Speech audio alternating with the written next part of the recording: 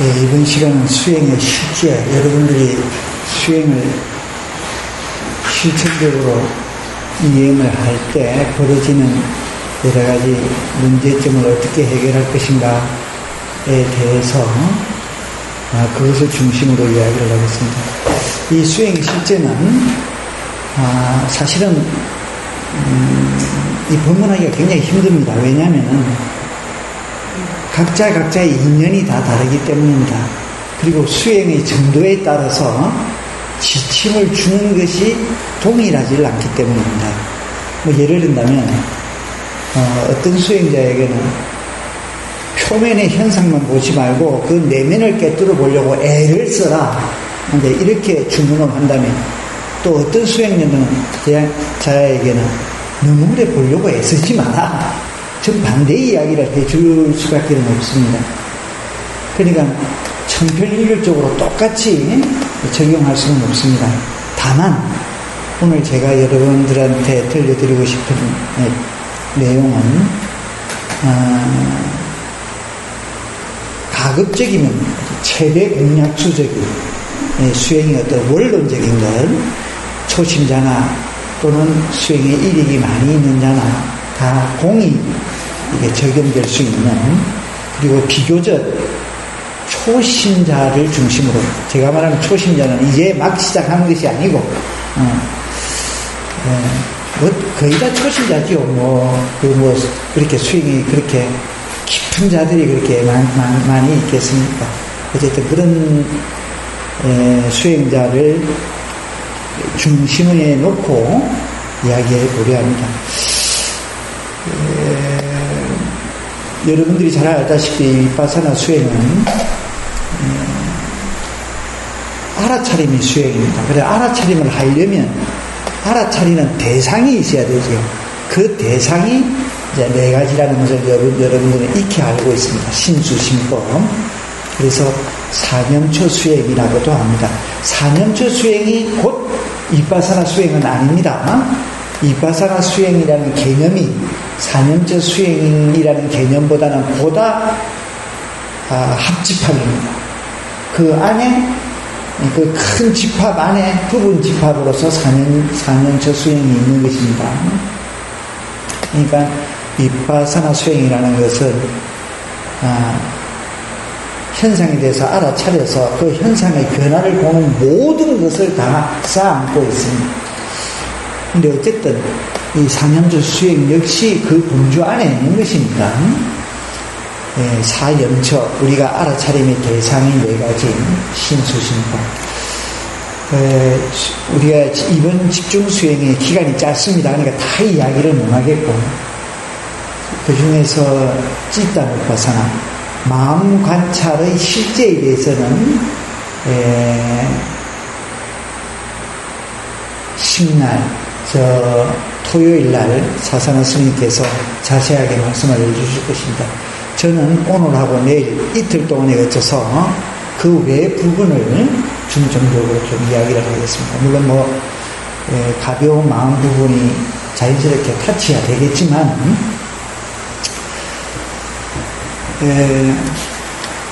행선이든 자선이든 또는 신이든 수든 힘이든 법이든 간에 우리가 알아차릴 때, 알아차림 수행을 할 때 기본적으로 겪는 3단계가 있습니다. 첫째, 자, A라는 현상이 일어났다. 현상이 일어났다고 했을 때, 첫째, A라는 현상이 일어났음을 알아차린다. 자, 이 알아차린다는 용어가 굉장히 복잡합니다. 우리가 포괄적으로 알고 있는 사띠라는 것과 여기서 말하는 알아차림, 물론 사띠를 우리말로 번역을 할 때 알아차림이라고 마음 집중, 마음 챙김, 알아차림이라고 번역을 하죠. 그 사띠를 하는 것보다는 이거는 그냥 단순하게 알아차리는 겁니다. 그냥 아는 겁니다. 두 번째는 A라는 현상에 대해서 대해서 집중을 합니다. 자, 이거 집중을 하는데, 이걸 집중하려면 집중해야 하는 테크닉이 좀 있습니다. 그게 명칭입니다.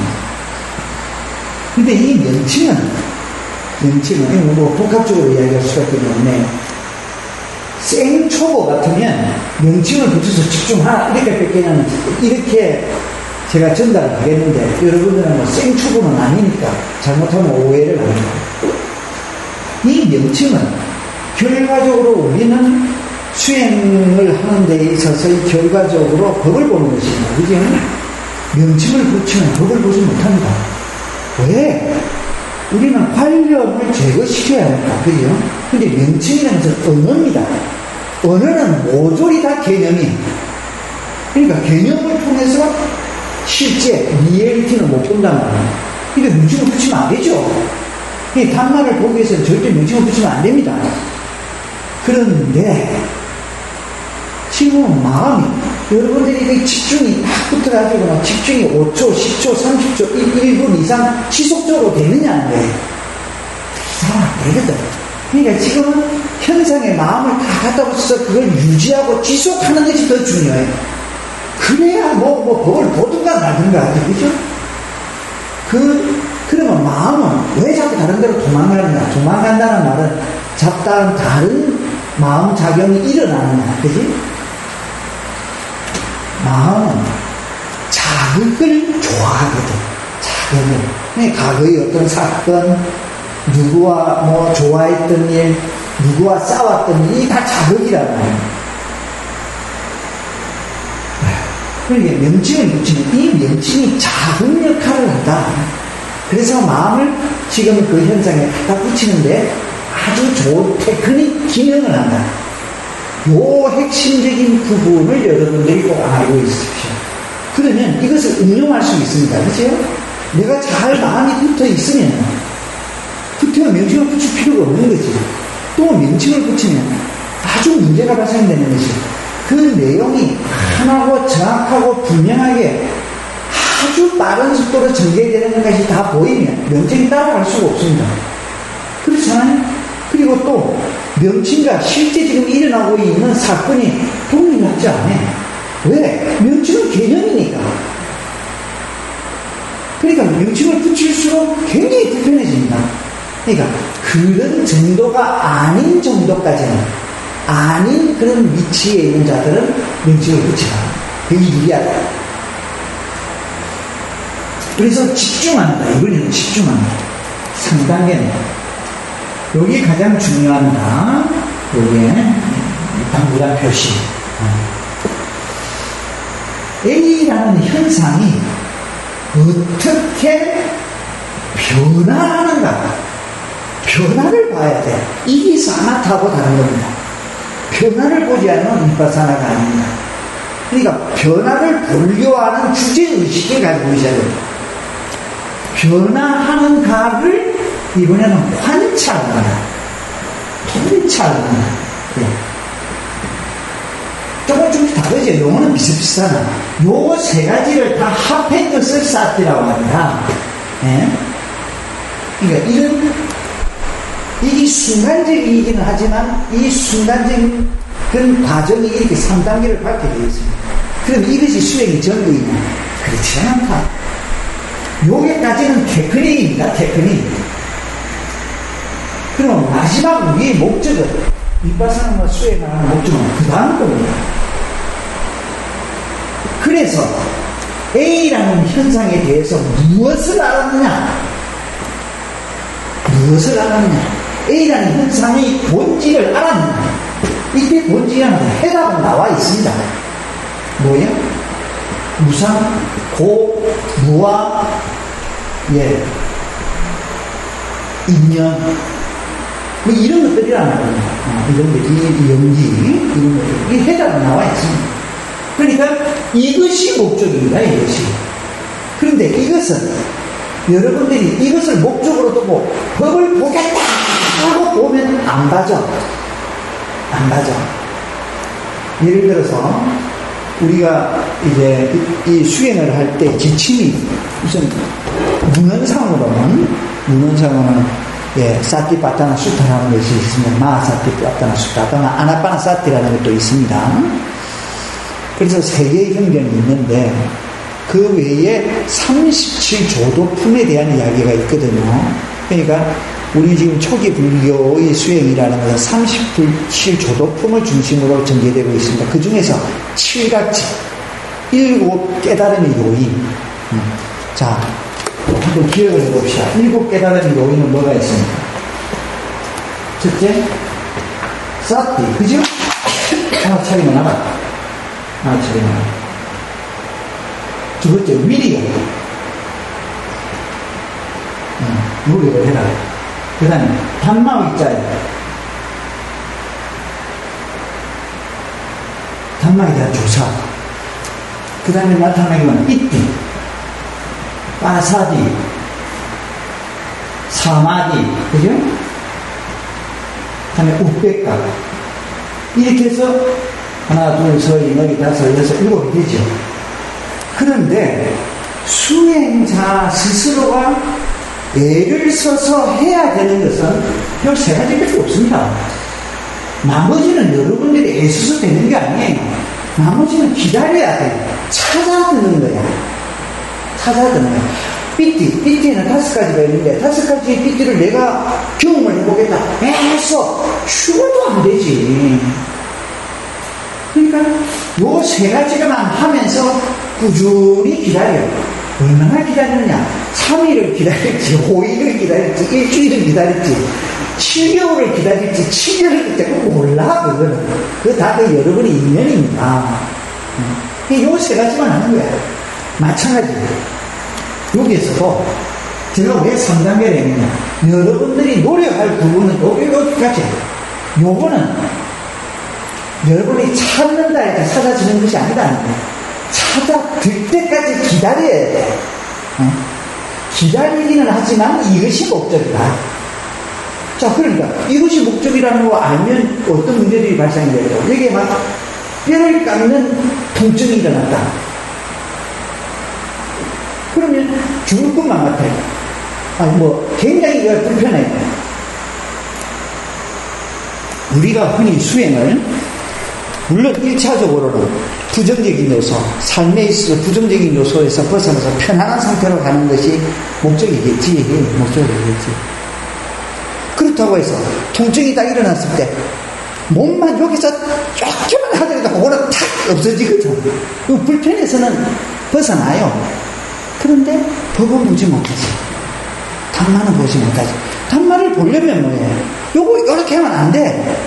인내가 필요해. 그거 그대로 놔놓고 고지 소멸하도록 통찰해서 자연 소멸하도록 보아야 그 본질을 봅니다.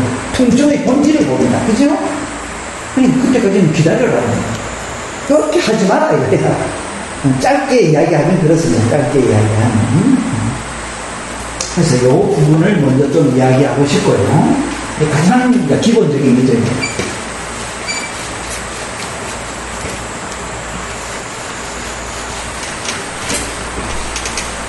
자, 두 번째는 주관찰 대상이라고 합니다.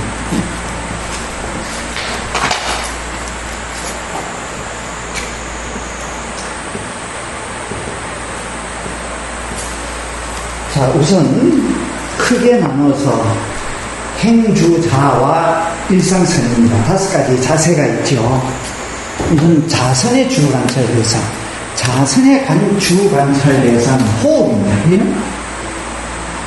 마하사티파타나 이렇게 보면 숨이 들어오면 들어왔다는 것을 알고 숨이 나가면 나갔다는 것을 알아. 이렇게 돼 있죠. 그런데 이 호와 흡, 내 뱉음과 날숨과 들숨의 과정이 너무 복잡합니다. 자, 잠깐만 그냥 정리를 해봅시다.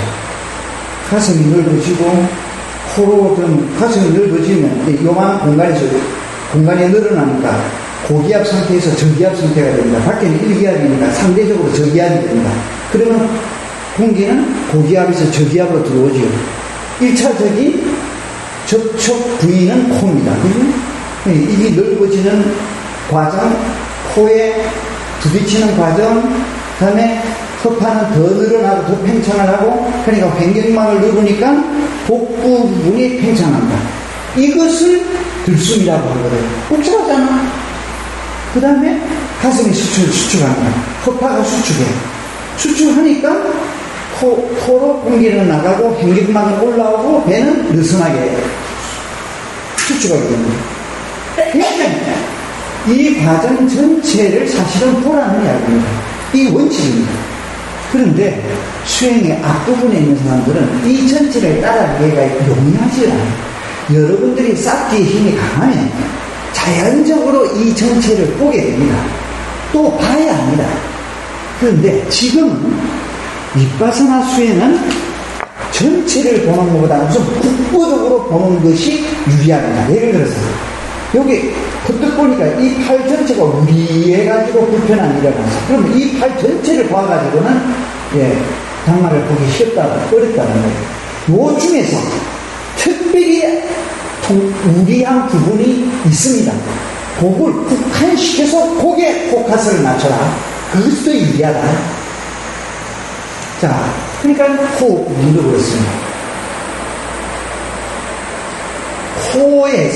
코에서 숨이 공기가 들어오고 나가는 타칭 포인트, 그게 주 관찰 대상을 주는 경우도 있고, 복부가 일어났다가 불러왔다가 수축되는 그게 주는 경우도 있고, 이렇게 북한에서 주는 거, 이것이 더 유리하다. 그럼 둘 중에 어떤 것을 택하겠어요? 어떤 걸 택해서 좋습니다. 다만 여러 가지 정황상 저는 개인적으로는 복부를 근유하고 싶을 겁니다. 왜냐하면 우선의 이 타칭, 접촉감의 자극도는 우선은 요게 강합니다. 근데 나중에 여러분들의 수행이 좀 많이 진전이 되면 이게는 현상적으로 좀 단순해요. 근데 이게는 현상적으로 굉장히 무궁무진합니다. 그래서 나중에는 지금은 막 고통스럽고 막 쑤시고 저리고 많은데 나중에는 그게 다 정리가 되거든요. 끄리가 없어, 끄리가. 끄리가 있어야 눈이 초롱초롱 해가지고 망상도 좀 덜하고 조롱도 안 들고 그러지. 이 끄리가 많아, 이거. 나중에 끄리가 얘기가 좀 많아. 그래서 유리하다. 그리고 또 상계의 문제. 우리의 알아차림의 대상은 밑으로 내릴수록 상계의 위험성에 덜 노출된다. 이런 거. 또 동북아시아권에서는 옛날부터 꼭 배는 안 돼도 단전을 중심으로 웃자고 저쩌고 하라는 말이 항상 있잖아요. 그런 걸 또 받아들인다. 이런 의미로 밑에 것을 주 관찰 대상으로 쓰는 좋다. 자, 그러면 배의 일어난 사라짐을 어떻게 볼 것인가? 이것이 문제입니다. 대개 여러분들이 지금 배를 본다는 것은 배를 딱 보면 배가 불러왔다가 꺼지는 이미지가 생깁니다. 무슨 이야기냐면, 자, 여러분들은 저를 보고 더구나 앞에 지금 담이 쳐져 있기 때문에 저쪽 부분이 눈에 들어오질 않습니다. 차 한 대가 들어와. 무슨 아주 트럭 같은 게 들어온다고 합시다. 그러면 그 소리가 뚜렷하게 들려. 그럼 너무나 그 소리가 일반 택시하고 다르기 때문에 추럭인 것 같다 하고 인식을 해요. 그러면 추럭인 것 같다고 그 소리만 듣고 그냥 인식되는가? 그렇지 않습니다. 그동안에 여러분들이 쌓아져 있는 경험인데요. 그것이 저 밑에 무엇이게 저장되어 있거든요. 그러니까 그 소리를 들으니까 추럭하고 여러분들이 나름대로 추럭을 만듭니다. 이미지 만들고는 그 이미지를 대상으로, 즉 영상을 대상으로 인식을 합니다. 이것이 대부분의 사람들이 인식이 일어나는 어떤 메커니즘이거든요. 자, 그러니까 배를 보는 것도, 배는 우리가 배를 본다고 하지만, 본다고 표현을 하지만 보는 거 아니지 않습니까? 감각으로 느끼는 기지 않습니까? 그러니까 가장 오감 중에 강렬한 것이 보는 것이거든요. 보는 것. 장애인 중에서 가장 사실 불행한 자기가 장애인입니다. 그러니까 이제 배가 일어나면 배가 일어나는 모습, 모양, 형태, 이것을 영상으로 만듭니다. 배 앞에. 그래서 그 영상을 대상으로 봅니다. 그러니까 법을 못 보는 거예요. 그럼 이거에 대한 실제를 보려면 어떻게 해야 하느냐? 그 영상을 대상으로 하지 마라. 그런데 여기에서 그걸 대상으로 하지 마라 하니까 그걸 안 보려고 또 애를 써. 그러면 또 수행은 실패합니다. 자, 내가 지금 이 글을 봅니다. 그럼 안식이 작용하죠. 밖에는 애들이 떠들어. 그러면 이 식이 작용합니다. 근데 내일 시험이야. 평소 같으면 이걸 보는데 안식이 방해를 할 겁니다. 그죠? 자꾸 들어와서 안식이 일어나. 근데 내일 시험에 어제까지 쇠가 빠지게 놀았거든. 그러면 내일 시험을 치기 위해서는 저기 안 들려. 왜? 여기 집중할 수밖에 없으니까. 그죠? 네, 마찬가지입니다. 이미지를 안 보기 위해서는 이미지 안 보려고 애를 쓰지 말고 리얼리티를 보려고 노력을 하면 이건 자연적으로 안 보이는 거예요. 그러면 리얼리티는 뭐가? 감각입니다. 배가 일어나면, 팽창하면 더불어 일어나는 실제적 현상이 있습니다. 뭐야? 단단함입니다. 자, 오늘 다 이야기를 못 하겠지만 그 단단함을 우리는 파라마타라고 그래요. 이렇게 갑자기 안 나와. 지수화풍, 단단함의 정도, 응집성의 정도, 이런 거라는 겁니다. 그러니까, 수행이 지침에 파라마타를 보라, 이렇게 돼 있지만도, 파라마타를 보려고 그러면 또 수행이 안 돼. 요거는, 지대네. 요거는 수대네. 요렇게 늘, 단마의 조사이기는 하지만, 그게 너무 앞서면 분석이 되기 때문에 안 돼요. 그러면 우리가 보는 것은 단단함의 정도가 관찰의 대상이어야 된다는 거예요. 그러니까 배가 일어날 때 단단함의 정도를 대상으로 보아라. 근데 그 단단함의 정도를 보는데 좀 더 구체적으로 보아라. 어떻게? 단단함의 정도의 시작과 끝을 보려고 하라. 원래는 시작, 중간, 끝인데 시작, 끝을 보려고 하면 중간은 보입니다. 네, 중간은 보입니다. 자, 그러면 사라지면 뭐냐? 그 단단함의 정도가 이제는 느슨의 릴렉스가 되잖아요. 릴렉스의 정도예요. 릴렉스의 시작과 릴렉스의 끝을 보려고 하라. 그러면 이미지를 대상으로 안 보게 됩니다. 이것이 주관찰 대상입니다. 자선 때의 주관찰 대상입니다. 그럼 행선 때는 볼 게 굉장히 많죠. 왜냐하면 움직이기 때문에 수많은 현상이 몸에서 일어나고 있습니다. 그러니까 그걸 다 대상으로 본다면 행선 한 그릇도 못 끌어. 자, 그러면 어떻게 하냐? 다 생략해버리고 복숭뼈 밑에의 발, 여기에서 어떤 사건이 일어나는가? 예, 사건입니다. 그것이 주관찰 대상입니다. 그런데 이것도 수행의 앞부분에 있는 분들, 이것도 전체적으로 보려고 해도 분리해. 이것도 좀 더 구체적으로 보기 위해서 두 가지로 나눠요. 하나는 움직임, 하나는 감각입니다. 예를 들어서 3단계로 한다고 합시다. 자, 듬의 시작과 듬의 끝, 이 움직임, 듬이라는 움직임의 시작과 끝을 보려고 하라는 거예요. 그렇게 한참 하고, 그 다음에 그 움직임 위주로 다 끝나면 다음에 감각 위주로 해요. 감각은 수많은 감각이 있습니다. 들 때 요 발에서 일어나는 감각, 차가움, 열기, 습기, 끈적거림, 수심, 저림, 굉장히 많습니다. 그것도 초신자는 주제의식을 무게감의 변화를 보려고 하라. 무게감. 그 무게감이라는 것은 뭐냐? 파라마타적으로 이야기하려면 지수, 하풍의 수에 해당됩니다. 응집성. 응집이 되면 무게감이 있게 되거든요. 그래서 들 때 점점 무거워지느냐 가벼워지느냐, 밀 때 점점 무거워지느냐 가벼워지느냐, 놓을 때 점점 무거워지느냐 가벼워지느냐. 이런 주제의식을 보면 여러분들은 절대 행선을 근성으로 할 수가 없습니다. 네. 절대 근성으로 할 수 없습니다. 근성으로 할 수 없고 안 하고 아주 그 순간순간을 놓치지 않고 보게 됩니다. 그것이 지속됩니다. 그러니까 그게 지루함이 끼어들 여유가 없습니다. 그래서 끝에 와서도 그렇습니다. 끝에 와서도 할 게 굉장히 너무 많거든요. 벽 앞에서. 그건 조금 이제 행상 부분에서 이야기가 있습니다. 그래서 이것이 주관찰 대상입니다. 그 다음에 법칙이 현저한 현상이 통찰의 대상이다. 이 주관찰 대상을 보고 있다가 그걸 대상으로 통찰하고 있다가 특별한 강한 자극의 어떤 현상이 일어났을 때는 그걸로 반드시 이동해야 합니다. 반드시 이동해. 그게 유리하다는 거예요. 그러지 않으면 주관찰 대상만 계속 붙잡고 그걸 유지시키려면 마음이 자꾸 이게 현저한 현상 쪽으로 마음이 자꾸 갑니다. 자꾸 갑니다.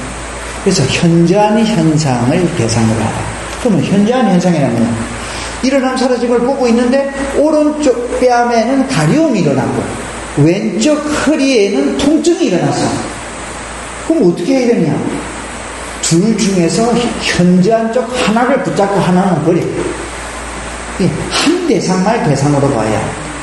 또 오른쪽 뺨 강제뼈 쪽에도 가려움이 일어나고 왼쪽 뺨 눈썹 밑에도 가려움이 일어났어. 그럼 어떤 가려움을 설득할 것인가? 마찬가지로 현저한 거 하나만 붙잡고 이쪽 가려움은 버리는 거예요. 그래서 현저한 대상을 관찰 대상으로 하라. 그 다음에 여러분들이 수행 중에서 가장 방해가 되는 것이 뭡니까? 첫 번째는 졸음입니다. 두 번째는 망상입니다. 그죠? 근데 이 망상에 대해서는 너무 괴로움을 당하지 마십시오. 이거는 아주 자연스러운 겁니다. 평상시에 30초도 아무 생각 없이 일상생활을 하는 적이 없습니다. 30초도 길어. 5초도. 그러니까 어떤 생각이 일어났다고 사라지는 것은 이거는 당연한 거예요. 이제 와서 수행 좀 해보겠다고 가보자 틀고 앉아가지고 망상이 딱 끊어지기를 바란다면 그건 도둑놈 목자입니다. 이 자연스러운 거예요. 무슨 이야기? 제가 말하는 자연스럽다는 말은 자연스러운 현상이라는 말입니다. 그럼 우리는 현상을 대상으로 공부하는 거 아닙니까? 그러니까 알아차리만 하면 돼. 근데 졸음은 좀 달라. 우리는 이 수행은 알아차림이 되어야 수행이 되는 건데 졸음이라는 것은 인식의 차단이거든. 알아차림이 차단이란 말이야. 그러니까 이것은 인위적인 모든 방법을 동원시켜서 이거는 물리쳐야 돼. 그래서 제일 문제가 졸음입니다. 그래서 졸음을 어떻게 물리칠 것인가? 자, 이거에 대한 여러분들이 좀 경험을 해야 돼요. 그러니까 나름대로 방법을 터득을 해야 됩니다. 주석서에 여러 가지 방법이 있습니다만, 이제, 우선, 개인적으로 그동안의 경험에 의한 것은, 첫째, 졸음은 순간적으로 갑자기 오지 않는다. 졸음은 사실은 서서히 옵니다. 알아차림을 못 했을 뿐이지. 그리고 졸음이 오면 대상이 희미해져. 그래서 대상이 희미해지면 이건 무조건 졸음이에요. 그래서 첫째는 알아차림을 통해서 졸음을 극복합니다. 희미해지면 딱 보십시오. 졸고 있는가 졸고 가지 않는가. 그러면 내가 지금 졸고 있구나. 졸음. 바로 이럴 때 강한 명칭이라는 테크닉을 씁니다. 그러면 명칭에 의해서 자극이 강해지니까 졸음이라는 자극보다는 명칭 자극이 강하니까 마음은 거기에 있게 됩니다. 그래서 알아차림으로 대치를 시킵니다. 그래서 몇 번 오는 것도 알아차리고 하니까 그래도 졸린다. 그런 경우가 허다하지 않습니까? 대부분의 경우가 다 그렇죠. 그럴 때는 이제 인위적인 방법으로 동원시켜야 합니다. 있는 대로 입을 째. 왜냐? 졸음을 유발시키는 호르몬이 상하골과 하하골의 조인트에서 분비가 됩니다. 그걸 자극을 주는 거예요. 그러면 호르몬 분비가 끝납니다. 이거는 아주 실제적인 방법이다. 눈을 감을 때 하고 딱 보세요. 확 깨요. 순간적으로. 그러면 주관찰점으로 돌아가면 됩니다. 자, 그 외에 관찰의 방법으로서 테크닉이 하나 더 있습니다. 안전다음이라는 테크닉을 섞는 겁니다. 자, 지금 주관찰 대상은 일어남 사라짐이었습니다. 거기에다가 안전다음이라는 포인트 두 개를 더 첨삭을 시켜. 일어남 사라짐, 안전다음. 안전은 요 앉아있는 양상을 보는 겁니다. 이때 양상이라는 것은 모양이나 형태를 보는 것이 아닙니다. 그거 다 개념이라고 그랬죠. 뭐를 보느냐? 위에서도 내려오면서 감각을 알아차리면 하는 거예요. 집중은 하지 말고 알아차리만 하면 됩니다. 아, 머리가 뻐근뻐근하네. 뒷돌미가 뻐근하다. 아, 어깨가 무겁네. 없는 곳은 통과. 이런 식으로 알아차리면서 내려오는 거예요. 어디까지? 대퇴부까지. 다음은 엉덩이가 자복에 접촉되어 있는 감촉. 그게는 지금 특히 여름이니까 열기와 약간의 뭐가 나, 뭐 뻐근함, 단단함 이런 것이 있습니다. 그게 다음입니다. 그래서 일어남, 사라짐, 안정, 다음.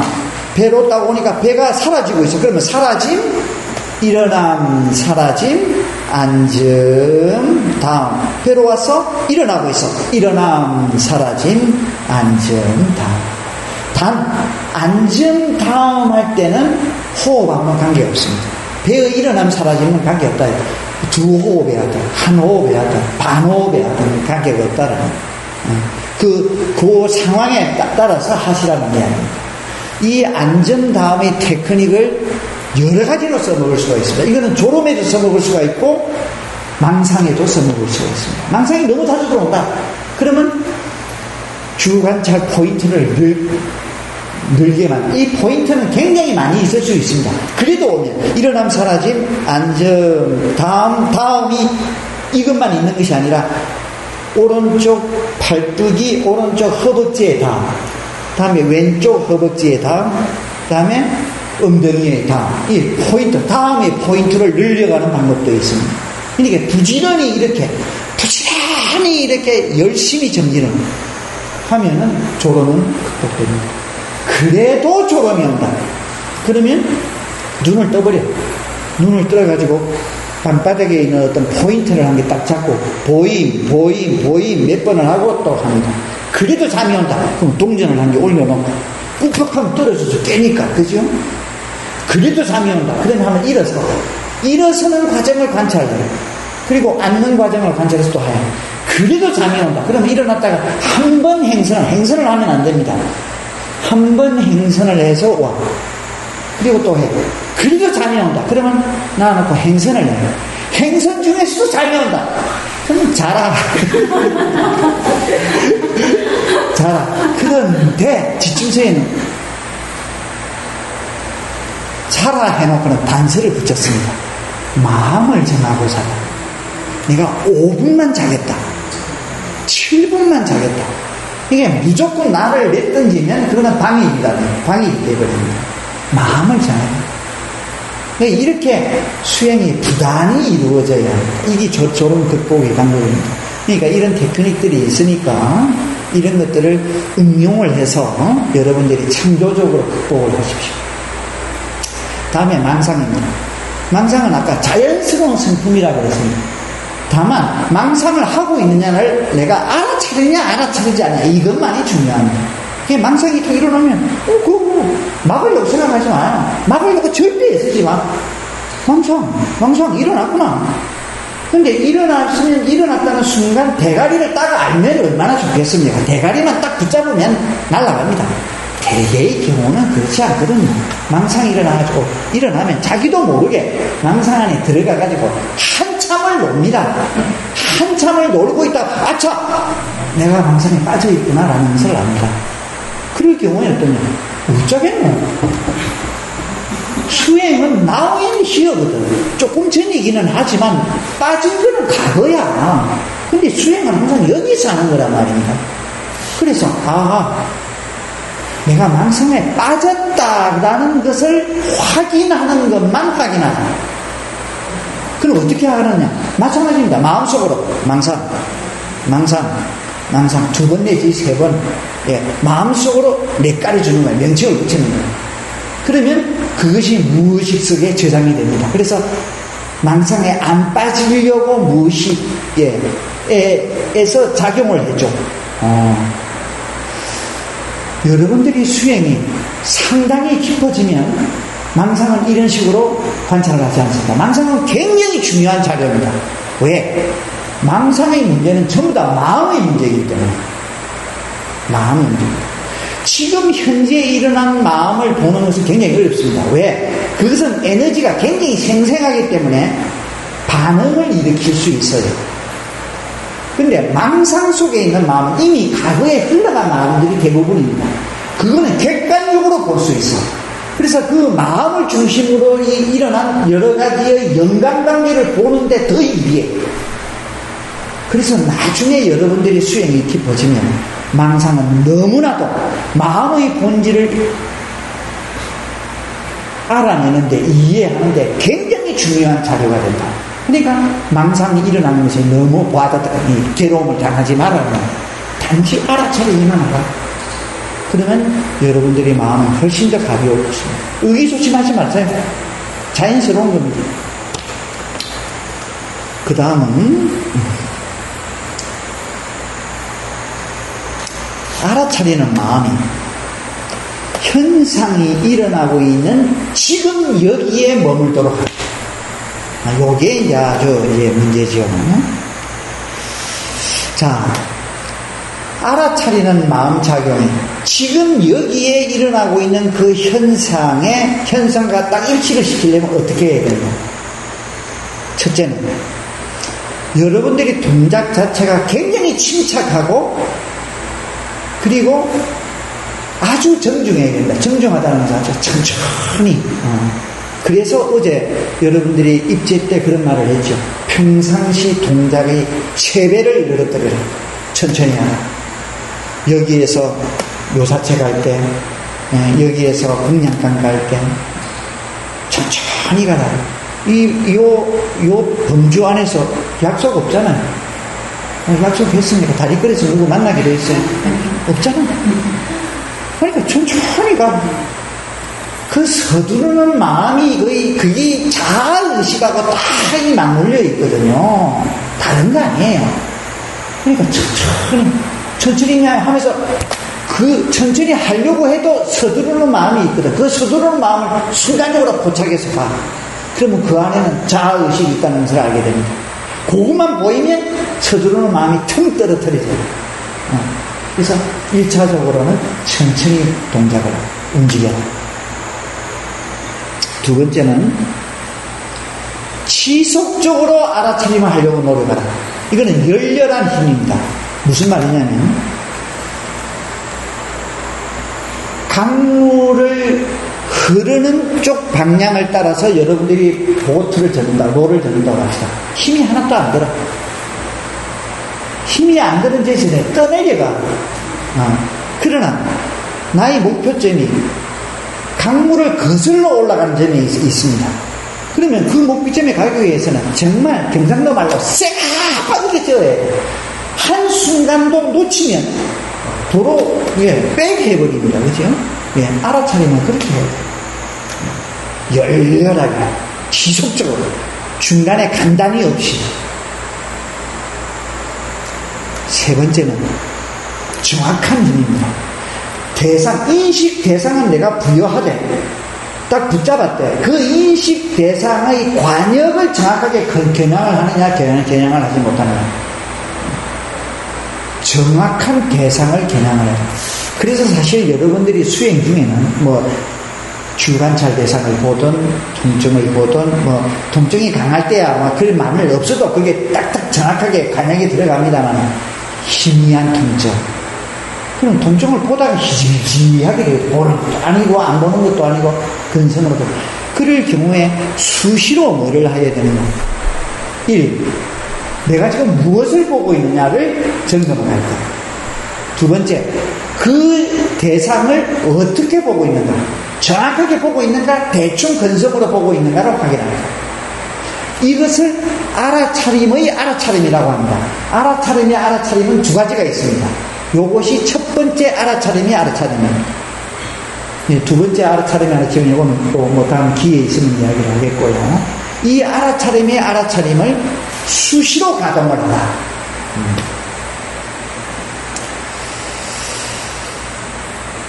세 번째는, 그 다음은 다섯 번째로 행선에 대해서 말씀을 드리겠습니다. 이 행선은 좀 큰 주제입니다. 왜냐하면 대개의 경우 우리가 암암리에 수행을 한다고 이러면 암암리에 갑자 틀고 앉아서 점잖게 이렇게 포음 잡고 앉아가지고 자선을 하는 이것이 수행이라고 자꾸 생각을 해요. 근데 우리 이빠사나에서는 절대 그렇지 않다. 그래서 경행이라는 용어를 써서는 안 됩니다. 행선이라고 해요. 똑같아. 자선과 똑같은 무기를 가지고 있습니다. 그래서 행선을 대충 해서는 아니 된다는 거예요. 도리어 수행이 향상될 때 향상의 기미가 행선에서 먼저 일어납니다. 그래서 행선에 주력을 하면 수행은 빨리 향상이 됩니다. 근데 대개의 경우는 그러지 못하거든요. 1시간 행선 시간이잖아요. 한 30분 채우면 그래도 잘 채우는 거예요. 그러지 말아요. 1시간을 풀로 가져가라. 우선 이것이 첫째고요. 그럼 행선이 왜 이렇게 중요하냐? 이것도 이제 한참 이야기가 걸리는데, 다섯 인드리아 알지요? 다섯 인드리아. 예, 다섯 인드리아라는 것은 뭡니까? 정진, 예, 사티, 사마디, 예, 그 다음에 신심, 또 하나, 지혜, 요 다섯 가지요. 이 다섯 가지가 사티를 제외하고는 서로 밸런스 관계에 있거든요. 예. 사마디와 정지는 서로 보완 관계에 있습니다. 사마디가 너무 강해져 버리면 무기에 빠지기가 쉽고, 정진만 너무 강하면 들뜨기 쉬워. 이 두 개가 밸런스를 유지시키셔야 돼요. 그러면 사마디는 자선이 유리하고 정진력은 행선이 유리해요. 이 두 개를 균형 있게 해줘야 된다. 이 균형이라는 의미는 뭐냐? 1차적으로는, 나중에는 그렇지 않습니다만 1차적으로는 시간입니다. 1시간 자선을 했으면 1시간 행선을 하라. 그리고 바로 자선으로 들어가지 마라. 꼭 행선을 하고 자선을. 집에서는 행선하기가 힘들지 않습니까? 아침에 일어나서 만일 여러분들이 수행하고 있는 자들은 세수하고 뭐 바로 이래 바로 앉게 되죠. 아파트 안에서라도 단 5분이라도 행선을 하고 앉아라. 그러면 자선의 내용이 다르다. 또 다른 이유는 결국 우리 수행의 목적은 뭡니까? 생활선 아닙니까? 일상을 살아가면서 알아차림이 되어야 되는 겁니다. 행선이 잘 갖추어지면 생활선에 굉장히 유리한 겁니다. 왜? 행선 자체가 움직이면서 알아차리는 거니까. 그죠? 그래서 행선에 주력을 해요. 그래서 행선을 적당하게 넘기지 말아라. 자, 그런 바탕을 깔고 행선에 대해서 구체적으로 좀 이야기를 하십시다. 여러분들이 과거 경험을 해보면 처음에 행선을 배워서 시작을 하면 뭡니까? 처음엔 오른발, 왼발, 오른발, 왼발.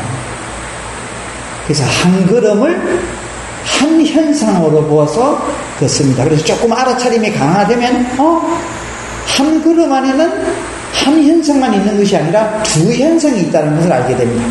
드노.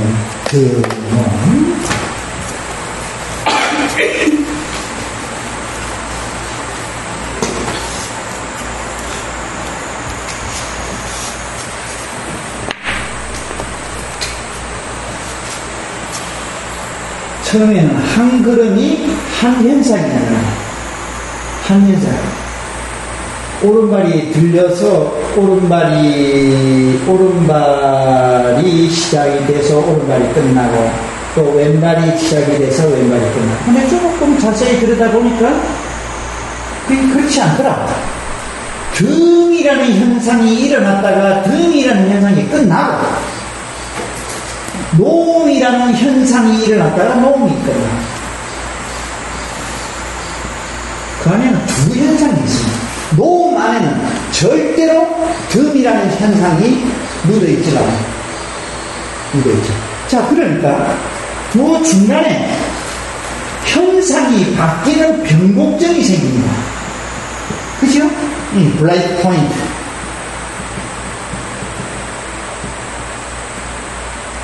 여러분들이 눈이 밝으면 몇 미리 시작과 끝을 쭉 보면서 갔다면 이 브레이크 포인트가 보여요. 이 브레이크 포인트가 의미하는 바가 뭐겠습니까? 의미하는 바가 뭐겠습니까? 현상 A가 일어났다가 사라지고 현상 B가 일어났습니다. 이걸 뭐라고 합니까? 뭐라고? 무슨? 금방 뭐라 했습니까? 일어나면 사라지고. 그래, 왜 일어나면 사라지고. 그걸 뭐라고 그래? 일어났다가 사라지고, 일어났다가 사라지고, 그것이 쭉 연속적으로 진행되는 걸 뭐라 합니까? 그건 무상이라고 합니다. 무상을 보기 위해서는 브레이크 포인트가 보여야 합니다. 무상을 보기 위해서. 우리의 1차적인 법을 보는 1차적인 것은 무상을 보는 것입니다. 무상을 봐야 고를 보고, 무상을 봐야 무아를 본다. 이 불가분에 관계가 있습니다. 자, 근데 자, 우리가 고속도로에 자동차로 운전하고 간다고 합시다. 그래서, 요즘은 너무들 다 스피드를 내고 가는데, 내비게이션도 없고, 걸리면 5만원이고, 하니까, 보통 속도로 100km 넘고 갑니다. 근데, 처음 가는 무슨, 듣도 모도 못하는 지역을 가기 위해서는, 그쯤 대충 이야기만 듣고 갑니다. 그쯤 되면 자기도 모르게 속도를 늦추게 됩니다. 그걸 놓치지 않으려고. 마찬가지입니다. 안에 단말을 보려고 이렇게 하면 자기도 모르게 빨리 걷던 그놈이 뭘 보려고 하는 주제의식을 가지고는 늦춰져요. 천천히 가게 돼요. 그렇게 천천히 가는 것은 하등의 문제가 없습니다. 그렇게 좀 속도를 좀 떨어뜨려서 보게 되면 이번에는 한 걸음 안에 새 현상이 있다는 것을 보게 되죠. 덤이라는 것이 일어났다가 사라지고, 나아감 혹은 미임이 일어났다가 사라지고, 그 다음에 노음이 일어났다가 사라집니다. 이때는 브레이크 포인트가 두 개가 생깁니다. 그죠?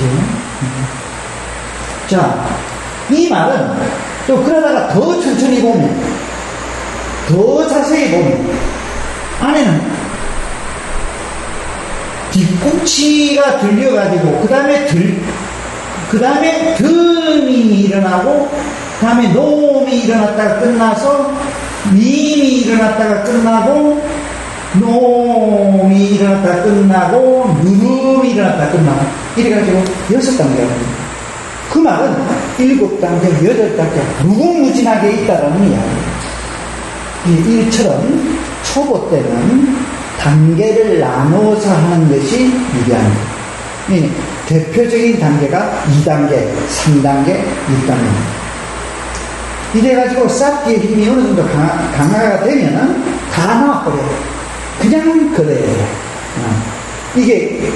이것도 관련일 수 있거든. 개념일 수 있거든.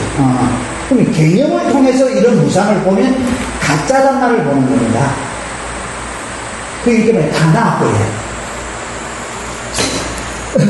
그러나 초보일 때는 꼭 초보라 해서 지금 막 시작하는 것뿐만이 아니라 이렇게 볼 때 쌓기가 흐트러지지 않고 지속적으로 쭉 흘러갈 수 있습니다. 이렇게 주제의식과 인식의 대상이 분명하니까 행성이 싫지가 않아요. 행성이 지루하지 않아요. 그러니까 행성 속에서 힘이 갖춰집니다. 이렇게 움직임을 위주로 보는 경우가 있고, 아까 말씀드린 감각이죠. 덤할 때 무게감이 어떻게 변하는가. 무게감을 느끼는 것이 아니라 무게감의 변화를 보려고 해요. 변화를. 이제 그렇게 하다가 무게감이라는 주제의식을 놓아버리고 자연적으로 이제 쌓기에 힘이 갖춰지면 거기에서 일어나는 느낌 전체를 찾아내게 돼요. 찾아내게 돼요.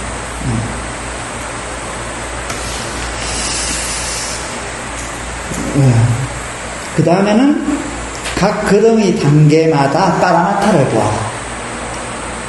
자, 들 때 가만히 아까 감각, 무게감을 보라고 했지 않습니까? 들 때 보면 많이 들릴수록 가벼워짐을 느낄 수 있습니다. 많이 들릴 때 점점 무거움을 느낀다면 뭐가 지금 여러분들은 쏟고 있는 거예요. 좀 더 들여다봐요. 무게의 중심이 위로 갈수록 가벼워져. 무게의 중심이 밑으로 갈수록 무거워져. 가볍다라는 것은 뭡니까? 열기, 지수, 하풍적인 화대를 보는 것입니다. 열이 나면 가벼워지니까. 그렇죠? 그래서 이제 밀게 돼. 미면 마치 인터뷰 때 보면은 무슨 바람을 가르면서 나가는 것 같다. 뭐 이제 이런 표현들을 하거든요. 이게 움직임이지. 이 풍대를 보는 거죠. 이 놓을 때는 점점 무거워져요. 요거는 뭐야? 수대를 보는 거야. 응집성. 밀가루가 있으면 물기를 탁 떨어뜨리면, 물방울 떨어뜨리면 그 밀가루를 탁 응집하잖아. 그지? 그래서 모양과 형태가 생기고 그 물방울의 범주만큼의 무게감이 딱 생깁니다. 그래서 무게를 느낀다는 것은 이 지대가 많은 것을 느끼는 것입니다. 그리고 서 있을 때 보니까 오른쪽 뒤꿈치가 굉장히 단단해. 이건 지대를 느끼는 것이고, 이렇게 지수학풍의 빠라마타를 봐라. 근데 빠라마타를 보라 하면 이 골치 아파져. 요거는 지대냐 요거는 수대냐 막 이걸 분석해내려고 이러면 수행이 안 돼. 그러니까 이런 것만 교학적인 것을 알고 수행의 실제 안에서는 빠라마타를 적용시켜서는 안 됩니다. 뭐냐? 감각만 보아라. 가벼움만 느낀다면 그거 자체가 뭐야? 화대를 보는 거예요. 단단함을 느꼈다? 그 자체가 지대를 보는 거다는 거지. 그러니까 지대를 찾아내려고 하지 말아라. 그거는 교학적인 접근 방법이라는 거죠. 예.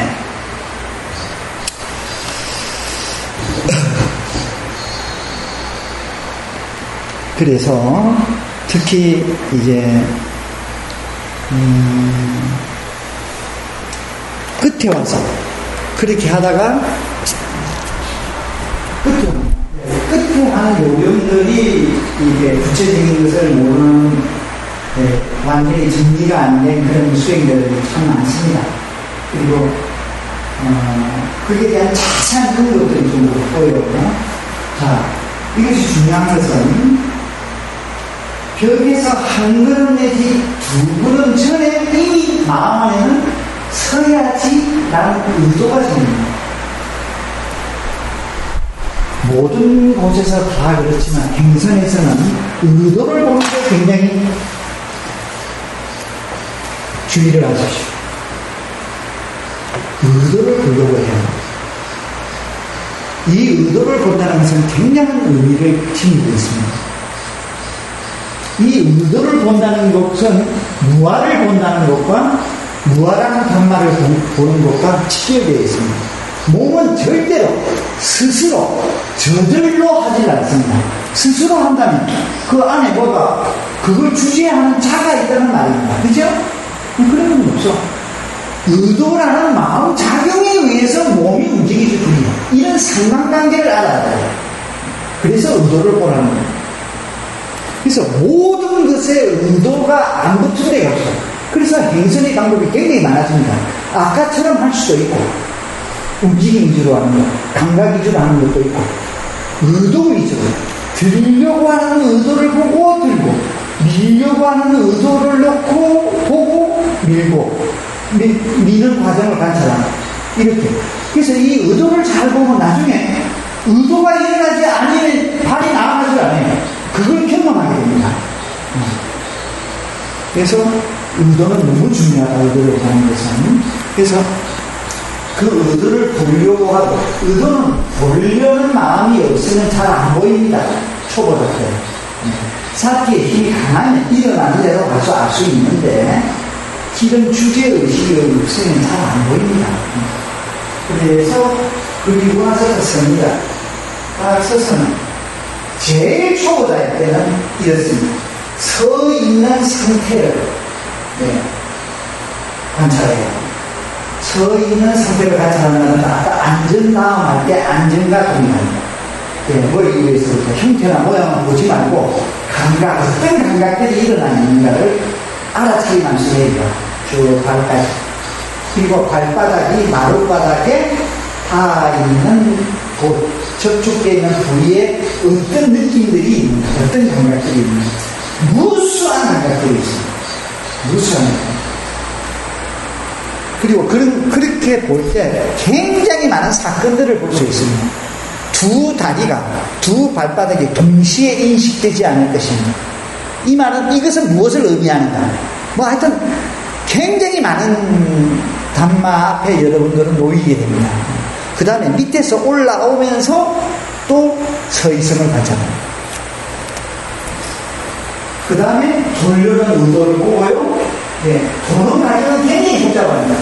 우선 오른쪽으로 도는 의도가 일어났다면 몸무게는 왼쪽 발로 이동될 것입니다. 오른발을 들려는 의도가 일어나고 들리고 놓으려는 의도에 의해서 놓아지고 그다음에 몸통이 움직임을 또 놓치지 않습니다. 이건 일대 사건이 일어나고 있습니다. 지금 이렇게 되게 말은 와 있어요. 사건의 내용은 여러분들이 알아야 돼요. 그래서 봅니다. 다 돌고 나면 또 한 번 서있음을 하고 다음을 하고 또 서있음을 하고 앞으로 가려는 의도를 보고 여기 이제 비교적 초심자에 가까운 자들이 하는 거 좀 시간이 없습니다. 그 다음 단계 행선의 지침은 굉장히 많습니다. 가장 원론적인 거라는 이야기는 그 상태가 넘으면 이 행선 부분만 조금 더 하겠습니다. 그런데 넘으면 이렇게 합니다. 의도를 보고 서지요.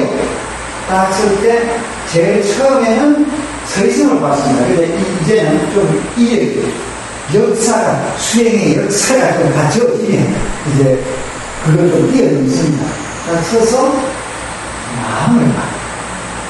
마음을 봐서 지금 이제 마음의 상태가 어떠한가. 마음 상태에 부정적인 요소가 있으면 어떤 마음 작용이 일어난 것입니다. 그 마음 작용을 알아차리면서 그 마음 작용이 다 소멸할 때까지 보아야 해요. 소멸하는 마음의 상태는 든든한 상태가 됩니다. 1차적으로 그것이 중립입니다. 바람직한 중립은 아니지만 1차적으로 중립입니다. 그러면 그 다음 단계는 그 다음 단계에 서있음을 보시오. 조금 이렇게 가시면 위에서 내려왔다가 밑에서 올라갔다가 할 필요가 없습니다. 그냥 전체적으로 봅니다. 어디서 감각이 있느냐, 어디서 어떤 감각이 있느냐. 그 다음에 다음, 발바닥에 일어나는 감각 보고, 다음에 도문 과정, 아까처럼 도문, 도미노 다 돌았죠? 그러면 초심자는 또 서있음을 봤습니다. 그렇지 않습니다. 호흡을 봐. 여기서는 우리가 자선 때 주 관찰 대상은 아나라사티, 코나 또는 배에 일어난 사람이 있어요. 여기서는 그렇지 않습니다. 호흡 전반을 하는 거예요. 호흡 전반. 가슴이 허파가 늘어나고 코로 들어오고 안에 복부가 팽창되고 이 전체를 보여요. 이 호흡을 5번에 이어서 그러니까 꽤 긴 시간이에요. 여기서 여러 가지 많은 판만을 볼 수 있습니다. 여러 가지 상관관계, 상호우정 이런 것들을 그 다음에 서있음을 봅니다. 전체적으로 서있음을 보고 다음을 보고 마음을 또 봐. 그리고 앞으로 나가는 의도를 보고 진행합니다. 굉장히 복잡하죠. 굉장히 구체적입니다. 그렇기 때문에 절대 행선이 지루하지 않습니다. 행선에 쫙 몰입을 할 수 있습니다. 그 몰입이 되면 여러분이 수행하면 팍 짬핑을 합니다. 이렇게 행선을 하십시오.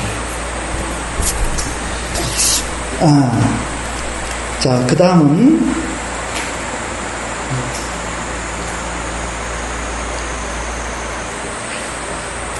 그 다음에 만약 발을 든다, 등이라는 움직임을 처음에는 움직임이 주제의식을 보고 있다. 주제의식을 거기에 두니까 처음에는 그것만 보이는데, 이제 이력이 쭉 쌓이면, 듬할 때 발이 들리면서, 발이 지금 들리고 있더라는 알아차리는 현상이 일어났다는 것을 알게 됩니다. 예. 발 자체는 움직임입니다. 이거는 룻바입니다. 발이 지금 듬이라는 것을 알아차리는 것은 남합니다. 그치? 그러니까 마음과 이 육체와 마음이 따로따로가 아니라 룻바라는 현상이 일어났을 때 그것을 아는 마음작용이 동시에 같이 짝을 지어 일어난다는 것을 알게 됩니다. 네. 이걸 아는 것을 다시 보는 것이 사티입니다. 풍경에 가서 여기 한 남자가 쓱 나와, 여기 여자가 나타난다. 주인들이 손을 잡고 탁 풍경에 뛰어드는 것을 뒤에서 딱 보고 있어. 여기 사티거든. 그래서 이 남아 룻바가 항상 짝지어서 일어난다는 것을 여러분들은 보게 됩니다. 그래서 사라질 때, 룻바가 사라질 때 그것을 아는 마음작용도 같이 사라짐을 보게 됩니다. 이런 것들을 적나라하게 보면 그것이 바로 무상을 보는 단마로 이어져요. 그 다음은 그래서 이런 과정에서 이제 어떤 남아 룻바의 상관성, 상호 의존성, 그리고 이것은 자연스럽게 남아와 룻바의 상관관계에 의해서 일어나는 것이지 누구에 의해서 컨트롤 당하는 것이 아니라 주재하는 자가 없다는 것을 알게 되고, 자, 이런 주제의식들을 가지고 현상을 봅니다. 그러면 현상이 내면이 보기 시작합니다. 다시 말하면 아까 행성 같으면 이런 블랙 포인트들이 굉장히 적나라하게 보게 됩니다. 마음작용도 그렇습니다. 알아차림이 한 번 알아차림이 끝나는 것이 아니라 그 알아차림이 연속이 보입니다. 그래서 첫 번째 알아차림이 일어났다 사라지고, 두 번째 알아차림이 일어났다 사라지고, 세 번째 알아차림이 일어났다 사라지고, 예. 또 이 이게 뒤꿈치 덤할 때, 뒤꿈치 덤이 한 현상인 줄 알았더니 뒤꿈치 덤 안에 무수한 작은 덤이 또 있다는 것이 보이십니다. 그러니까 현상이 이렇게 되거든요. 이 현상 안에 또 이렇게 됩니다. 이 포인트들이 다 보여. 마치 뭐와 같으면 영사기에 필름을 갈아놓고 스크린에 영화를 비춥니다. 그러면 배우는 연속 동작으로 지금 연기를 합니다. 근데 실질상으로는 뭡니까? 그 필름은 전부 다 스톱 모션입니다. 전부 다 스톱. 그걸 빨리 돌리니까 연속으로 보일 뿐입니다. 연속은 없습니다. 전부 불연속입니다. 불연속이 계속 지속되니까 연속으로 보이는 것입니다. 연속성 속의 불연속입니다. 네. 그래서 윤회는 크게 말하자면 윤회는 연속성입니다. 연속의 법칙이죠. 그 연속의 내면은 불연속적 연속입니다. 이 불연속을 본다는 것이 어떤 의미를 가지고 있는가? 이것이 무상을 보는 것입니다. 그래서 찰나 브레이크 포인트를 보게 됩니다. 찰나 정강수가 빛보다도 더 빠르다. 스님, 그럼 저 질문이 있는데요. 우리가 생활의 달인 같은 경우는 벽지가 이렇게 올라오는데 보통 사람들은 보지 못하는 벽지를 몇 년 오래된 사람들이 벽지에 이렇게 빨리 애초에 이렇게 올라가는 벽지에 점이 딱 있던 거를 잡아내는 것도 또 사띠죠. 아닙니다. 그건 사띠가 아니라 그거는 반복 훈련입니다. 다릅니다. 전혀 다릅니다. 그거는 반복 훈련입니다.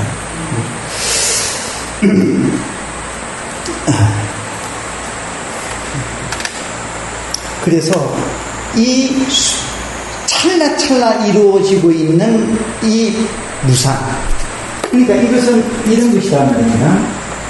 A가 있으면 A-가 있고 A-가 A2-가 되고 이런 것이 아니에요. 무상은. 이거는 무상이 아니야. 이거는 A라는 본질은 그대로 있거든. 즉 이 본체, 실체는 그대로 있거든. 여러분들이 이 블랙 포인트를 보게 되면 다릅니다. A가 B가 돼요. A는 사라지고 B가 일어납니다. 그리고 그것이 사라지고 그 다음에 C가 일어나고 C가 사라지고 이렇게 됩니다. 자, 그런데 여기서 전제 조건이 있습니다. A와 B는 동일자가 아닙니다. 그렇다고 동일자가 아닌 것도 아니에요. 두 개는 조건제에 있어요. 상호 의존관계에 있어요. 그래서 1차적으로 무상이 보여야 지금 찰나적인 찰나적으로 보이는 블랙 포인트 이것이 보여야 무상을 보게 됩니다. 그래서 모든 것이 이렇게 변화한다는 거예요. 그래서 적나라하게 보게 됩니다. 이걸 보게 되면 보를 돼요. 이걸 왜? 우리는 암암리에 변하지 않는 뭐를 다 요구하고 있거든. 누구하고 사랑을 해도 니 가면 힘이 돼. 다 그렇잖아요. 어떤 물건이 들어오면 처음에 색이 딱 들어오면 영원한 내 거야. 내 것이라면서 변하지 않는 것을 전제조건을 하고 있거든요. 그런데 이 찰나적으로 변함이 보인다는 거야. 그러니까 험한 거지. 왜 가을에 우리는 허전함을 느낍니까? 여름에 초록이 항상 할 것 같은데 그게 완전히 다른 걸로서 변해버렸잖아. 그러니까 구멍 하나 마음이 퉁 뚫리는 것이거든. 부모님이 살아가면 이 세상 왜 모든 게 흐물어져. 영원할 것 같은 나의 부모님인 거거든. 그와 같습니다. 그렇게 이렇게 찰나 변화하고 있는 이것이 보면 그것이 그대로 고로 이것이 부처님이 말씀하시는 계보예요. 무너짐이고 무너짐. 이것이 닿아야 고를 봅니다. 이것을 보면 그 다음에 고를 보면서 바로 이거 뭐를 무아를 봅니다. 고정적인 것은 아무것도 없고 끊임없이 변화하면서 실체 본체화되어 있는 것은 없는 것이고 다만 상호 의존도 요 관계. 단순하게 인무아 주제자가 없다. 이것이 무아의 전부가 아니거든. 그래서 행선을 통해서 이런 것들을 볼 수 있습니다. 이 그런거리 안에서 그런거리 드미목 요 안에서 이런 찰나의 변화를 많이 보게 됩니다. 그래서 여러분들이 수행을 하게 되면 걸을 때 쭉 연속되는 게 아니고 뭐가 툭툭툭툭 걸림을 경험하게 됩니다. 그것이 꼭 보고입니다. 또 일어난 사진을 보고 있는데 처음에는 한 번만에 연속적으로 쭉 일어나는데 이게 단계가 걸려. 이게 다 이걸 이야기해요. 지금은 거친 단계만 보입니다. 근데 더 여러분들이 보게 되면 이게 마치 참새가 수백 마리 참새다가 어느 소리가 나자 부르르 날듯이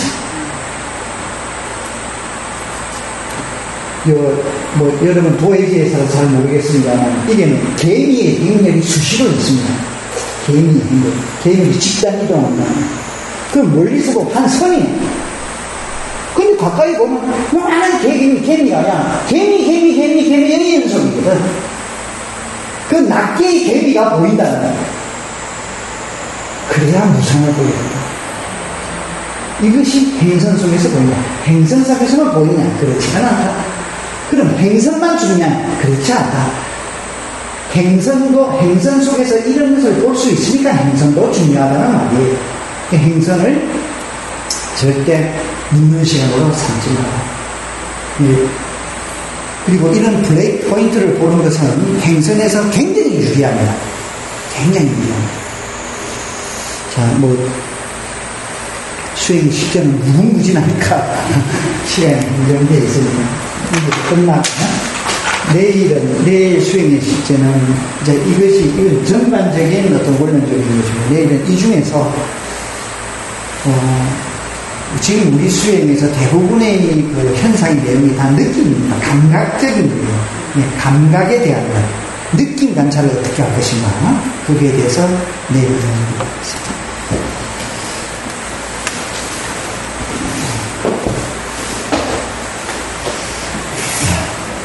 이담메 바와낭 아사와카야와한 호토 이담메 바와낭 닙반나사 빠자요 호토 사두 사두, 사두.